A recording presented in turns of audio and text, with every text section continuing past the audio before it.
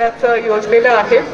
मी सर्व वारकऱ्यांना, आपल्या सर्व दिंडीमध्ये भाविकांना खूप खूप शुभेच्छा देते.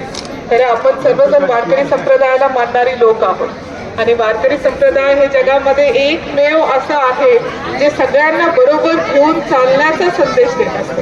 सर्व धर्म, सर्व जाती एकजूट, जसं आपलं महाराष्ट्राचा धर्म आहे. आपल्या महाराष्ट्राचा धर्म काय आहे की आपण विठ्ठलाला मानणारी लोक आहोत आणि विठ्ठलाला मानणारा कोणता एक धर्म एक जात नाही, तर सर्व धर्म सर्व जाती आपल्या विठ्ठलाला मानत असतात. आपल्यासारखाच तो विठ्ठल आहे, साधा भोळा सावळा, आपल्या महाराष्ट्र माणसासारखाच आपला विठ्ठल आहे आणि म्हणूनच पूर्ण जगभरामधून लोक पंढरपूरला येत असतात, देवाच्या दर्शनाला येत असतात. आपण सुद्धा सर्वजण अतिशय चांगल्या पद्धतीने या वारीमध्ये आपण जात आहोत.